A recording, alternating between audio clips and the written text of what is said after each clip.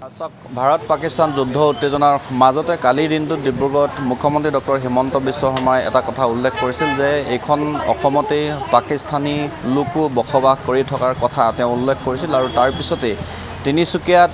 এগৰাকী পাকিস্তানী মহিলা বসবাস কৰাৰ তথ্য পোহৰলৈ আহিছে আৰু এই মুহূৰ্তত মই তিনিচুকীয়াৰ ৰঙাগড়া পথৰ এখন ব্যৱসায়িক প্ৰতিষ্ঠানত উপস্থিত আছোঁ যিখন ব্যৱসায়িক প্ৰতিষ্ঠান মহম্মদ আবেছ নামৰ এজন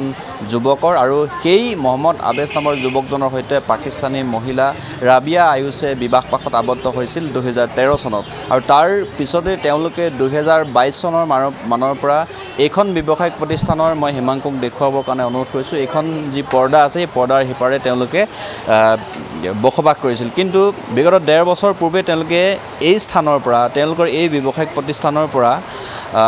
অন্য এটা স্থানত ভাড়াতীয়া হিচাপে বসবাস কৰি আছে আৰু এটা কথা উল্লেখ কৰিব লাগিব যে ৰাবিয়া আয়ুছ নামৰ যিগৰাকী পাকিস্তানী মহিলা বিবাহৰ সূত্ৰে ইয়াত বসবাস কৰিছে তেওঁৰ যি দীৰ্ঘম্যাদী ভিজা ইতিমধ্যে তেওঁৰ হাতত আছে কিন্তু তাৰ বিপৰীতে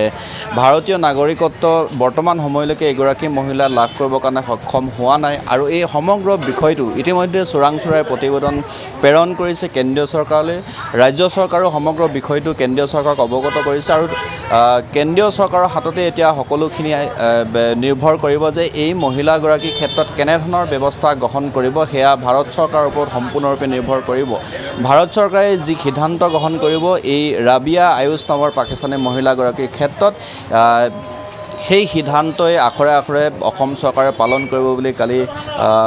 সেইখিনি কথা গম পোৱা গৈছে আৰু চোৰাংচোৰাই ইতিমধ্যে সমগ্ৰ ঘটনাটোৰ বিশদভাৱে প্ৰতিবেদন প্ৰেৰণ কৰিছে যিহেতু আৰু তাৰপিছত এতিয়া কেন্দ্ৰীয় চৰকাৰে সমগ্ৰ বিষয়টো চালি জাৰি চাই সিদ্ধান্ত গ্ৰহণ কৰিব আৰু সেই সিদ্ধান্ত ৰাজ্য চৰকাৰে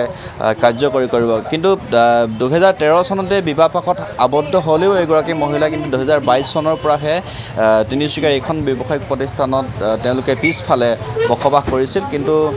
1.5 বছৰ পূৰ্বে এই ব্যৱসায়িক প্ৰতিষ্ঠানখনৰ পৰা অন্য এটা স্থানত তেওঁলোকে ভাড়াতীয়া হিচাপে আজিও ধন্যবাদ জ্ঞাপন কৰিছোঁ এই মুহূৰ্তত পৰৱৰ্তী সময়ত পুনৰ আপোনাৰ ওচৰলৈ আহিম ইতিমধ্যে মই উল্লেখ কৰিছোঁ যে তিনিচুকীয়াত এই মহিলাগৰাকী বসবাস কৰে মহিলাগৰাকীৰ আছে স্থায়ী ভিছা গতিকে মহিলাগৰাকীৰ ক্ষেত্ৰত এতিয়া কি ব্যৱস্থা গ্ৰহণ কৰা হ'ব সেয়া আটাইতকৈ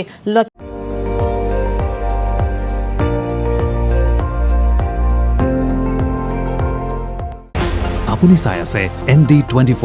সৰ্বশ্ৰেষ্ঠ নহয় সৰ্বোত্তমৰ দৌৰ